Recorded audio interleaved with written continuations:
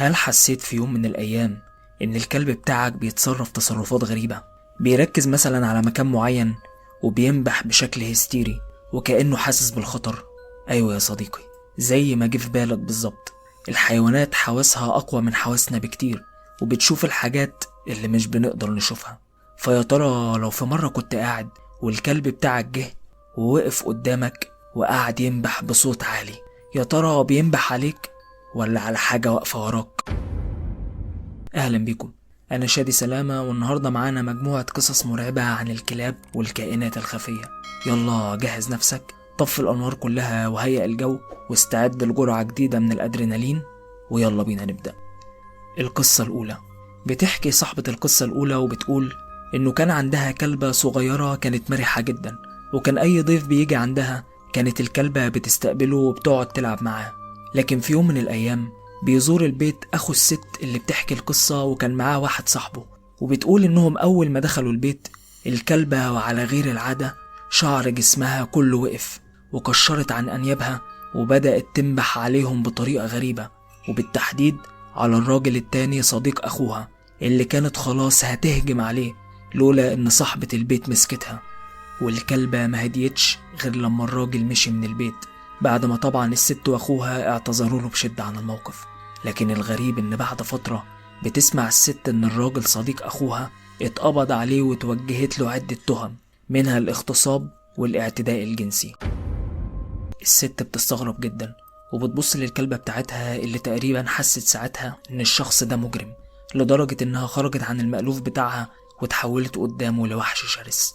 فيا ترى الكلبة حست ازاي ان الانسان ده مجرم وسفاح؟ محدش يعرف. ودلوقتي يلا بينا ندخل على القصة التانية.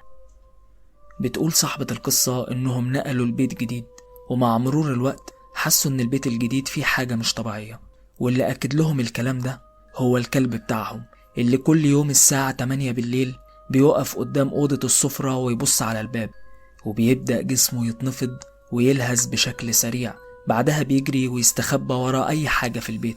والموضوع ده كان بيتكرر كل يوم وفي نفس الميعاد. فبتقرر صاحبة البيت تجيب جهاز تسجيل بيرصد النشاطات الخارقة للطبيعة وتحطه في أوضة السفرة. وفعلا لما بتشغل التسجيل بتلاقي مجموعة من الأصوات المتداخلة لحد ما بتسمع صوت واضح لراجل بيصرخ. المشكلة إنهم في البيت بيحسوا فعلا بحركة في الأوضة، بس مش بيسمعوا الأصوات دي، فبيتأكدوا إن البيت مسكون فعلا، وخصوصا الأوضة دي. لكن هنا يبقى السؤال، يا ترى الكلب اللي كان بيقف قدام الأوضة كان بيشوف إيه بالظبط؟ الجواب عندك يا صديقي. يلا ندخل على القصة التالتة. بتحكي صاحبة القصة التالتة وتقول أنا كان عندي كلبة صغيرة كانت متعلقة بيا جدا، لدرجة إنها كانت بتمشي ورايا في كل مكان في الشقة حتى في الحمام. لكن في يوم وأنا قاعدة في أوضتي لمحت الكلبة جاية من بره وبتجري على الأوضة، ولما وصلت عند الباب لقيتها اتسمرت في مكانها واختفت ملامحها الطبيعية وبدأت تركز على مكان معين في الأوضة. قعدت أنادي عليها لكن ما كانتش بتتحرك من مكانها، كانت باصة قدامها وكأن في حد تاني في الأوضة شادد انتباهها. شوية وبدأت تئن بصوت خافت وكأن في حد بيأذيها، وفجأة بتحط ايديها على العتبة اللي بتفصل الأوضة عن الطرقة وكأنها مسكت حاجة. قعدت أنادي عليها مرة تانية لكن لا حياة لمن تنادي، فقمت واتحركت ناحيتها وانا قلقانة وهي ثابتة في مكانها بنفس الوضعية وكأنها مش عايزة الشيء اللي مسكته يهرب منها. وساعتها ومش عارفة جبت الشجاعة دي منين، لقيت نفسي ببص ناحية المكان اللي الكلبة بص عليه وبصرخ بعلو صوتي واقول انا مش عارفة انت مين ولا عايز اعرف، بس كل اللي عايزاه انك تسيب كلبتي في حالها. واول ما خلصت كلامي رجعت الكلبة تاني لحالتها الطبيعية. لكن فضلت اسأل نفسي لحد دلوقت، يا ترى ايه اللي كلبتي شافته وشد انتباهها بالطريقة دي؟ الحقيقة مش عارفة. وبتنتهي القصة. يلا بينا ندخل على القصة اللي بعدها. بتحكي صاحبة القصة وتقول انا كان عندي كلبين كانوا بمثابة الحراس الشخصيين ليا والابن الصغير، وفي ليلة كنت في الأوضة بنيم ابني وكانوا الكلبين معانا، لكن فجأة لقيت الكلبين مركزين نظرهم على ركن معين في الأوضة، ولما بصيت في نفس الاتجاه لمحت خيال بيجري بسرعة وبيخرج من باب الأوضة. وهنا لقيت الكلبين بدأوا ينبحوا بصوت عالي ومزعج جدا. بصراحة أنا اترعبت بس افتكرت ساعتها انه ممكن يكون بيتهيألي وعديت الموضوع. لكن بعد كام ليلة كنت نايم على سريري ولسه هروح في النوم، فجأة لقيت الكلبين جايين جري على الأوضة وبيقفوا قدام السرير وبدأوا ينبحوا وهم باصين على نقطة معينة فوق السرير بتاعي. ومرة تانية عديت الموضوع وأقنعت نفسي إنه مفيش حاجة. بس مفيش لحظات ولقيت السرير بتاعي بيتهز بكل عنف وكأن في زلزال ضرب المكان. قعدت أصرخ بأعلى صوتي والكلبين بدأوا يجروا في كل حتة في الأوضة وهم بينبحوا بشكل عنيف. لكن فجأة السرير بيقف والكلبين بيسكتوا والهدوء بيعم المكان بطريقة مخيفة. بعدها سمعت 3 خبطات على حافة السرير علشان هنا الكلبين يشبوا فوق السرير وينبحوا بصوت عالي على شيء موجود فوق راسي. بيبدأ السرير يتهز من تاني وصوت الخبطات يزيد، لكن الكلبين كانوا مستمرين في النباح بكل قوة وهم مركزين نظرهم فوق مني على طول. بعدها بشوية لقيت الدنيا هديت وكل حاجة رجعت لطبيعتها، ومن ساعتها اختفت الظواهر الغريبة اللي كانت بتحصل في البيت. لكن لحد دلوقتي مش عارفة ايه الشيء اللي الكلبين بتوعي شافوه، ويا ترى لولا الكلبين ووجودهم معايا كان ممكن يحصل ايه. وبتنتهي القصة لحد هنا. ودلوقتي يلا ندخل على القصة ال5.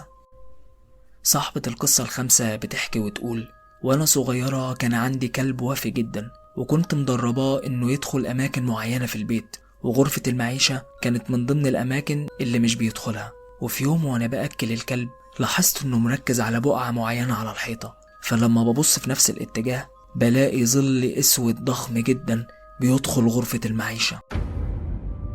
فركت عينيا وما كنتش مصدقة اللي شايفاه. بعدها لقيت الكلب بيقوم بسرعة وهو بينبح وبيجري على غرفة المعيشة وبيدخل ورا الظل، رغم اني كنت مدرباه انه ما يدخلش الأوضة دي ابدا. وده كان اكبر دليل ان اللي شفته حقيقي فعلا مش تهيؤات.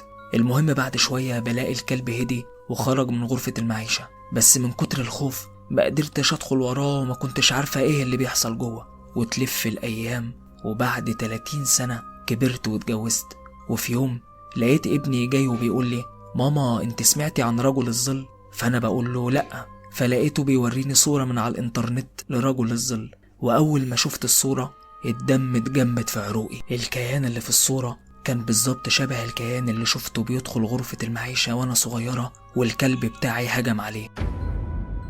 فاتأكدت ساعتها 1,000,000% ان اللي شفته كان حقيقي. وبتنتهي القصة. وانت بقى ايه رأيك؟ هل أسطورة رجل الظل دي حقيقة ولا مجرد خرافات؟ مستني رأيك تحت في الكومنتات. يلا بينا ندخل على القصة اللي بعدها. بيحكي صاحب القصة ال6 ويقول: والدتي كانت ست كبيرة ومسنة، وانا واخواتي كل واحد في مشاغله وما كناش قادرين نرعاها بطريقة منتظمة، فاتفقنا اننا نجيب ممرضة بمرتب شهري تعتني بوالدتي وترعاها. والحقيقة الممرضة اللي جبناها كانت سمعتها كويسة جدا ومحبوبة من كل الناس، وكلنا ارتحنا لها من ساعة ما دخلت البيت، ما عدا الكلب بتاعنا اللي كان عايش مع والدتي في البيت. هو الوحيد اللي كره الممرضة من أول ما دخلت البيت وشافها أول مرة. الحقيقة احنا كنا مستغربين جدا، أول مرة نشوف الكلب الوفي بتاعنا بيكره حد بالشكل ده، لدرجة انه كذا مرة كان هيهجم على الممرضة وكنا بنحوشه بالعافية. وفي يوم قررت أختي تروح تطمن على والدتي وتشوف الممرضة الجديدة عاملة ايه معاها، فراحت على البيت وفتحت بالمفتاح الخاص اللي معاها من غير ما حد يحس.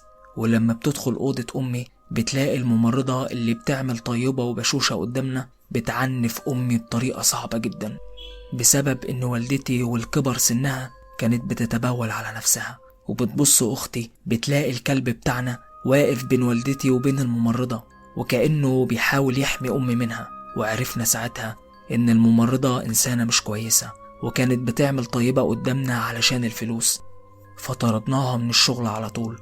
وتأكدنا ساعتها إن الكلب الوفي بتاعنا كان ليه نظرة مختلفة عننا كلنا. سبحان الله. يلا بقى ندخل على القصة ال7 والأخيرة. القصة دي حصلت معايا أنا شخصيا وأنا صغير، وكأي طفل كنت بلعب في الشارع مع أصحابي، وكان على أطراف المدينة اللي أنا ساكن فيها كانت في أرض زراعية وفيها بيت مهجور محدش ساكن فيه، وطبعا المكان كان مليان بالكلاب الضالة اللي بتبقى موجودة في الشارع. وفي يوم كنت بلعب أنا وأصحابي قريب من المنطقة دي وكان الوقت الغروب، وفجأة لمحنا كلب من كلاب الشارع كنا عارفينه كويس بدأ يبص ناحية البيت المهجور وينبح بشكل مش طبيعي. بقينا نبص للكلب وكنا مستغربين جدا، لدرجة اننا وقفنا اللعب وكلنا ركزنا معاه. الكلب كان مستمر في النباح، وفجأة لقيناه بيتحرك بأقصى سرعته وبيدخل البيت المهجور. وطبعا مش عايز اقول لكم ان محدش فينا كان عنده الجرأة انه يدخل وراه، لان الوقت كان ليل وكان الموضوع صعب، فكل واحد فينا روح على بيته. بس المرعب بقى هو اللي شفناه تاني يوم، لما رحنا كالعادة نلعب في نفس المنطقة، وكان عندنا فضول نعرف الكلب امبارح كان شايف ايه بالظبط، وخصوصا اننا من ساعة ما وصلنا المنطقة والكلب كان مختفي على عكس العادة. فقررنا انا واصحابي نروح مع بعض وندخل البيت المهجور وندور على الكلب. بس لما قربنا من البيت شفنا افظع مشهد ممكن الواحد يشوفه في حياته. لقينا الكلب مرمي على عتبة البيت وميت بطريقة بشعة جدا، احشائه كلها كانت خارجة لبره والحشرات عمالة تاكل فيه. واول ما شفنا المنظر ده خدنا بعضنا وطلعنا نجري وكل واحد روح على بيته. ومن ساعتها حرمنا نلعب في المنطقة دي تاني. ولسه لحد دلوقتي بسأل نفسي يا ترى ايه اللي الكلب شافه في البيت، ومين اللي موته الموتة البشعة دي. وفضلت صورة الكلب ده في خيالي ومش عايزة تفارقني لحد النهاردة. بس كده، ولحد هنا بتنتهي القصص بتاعتنا. لو القصص عجبتك اتمنى انك تدعمني بلايك وتشترك في القناة، وطبعا ما تنساش تسيب لي رأيك في الكومنتات وده يهمني جدا، وتدوس على زر الجرس عشان يوصلك كل جديد. اشوفكم على خير.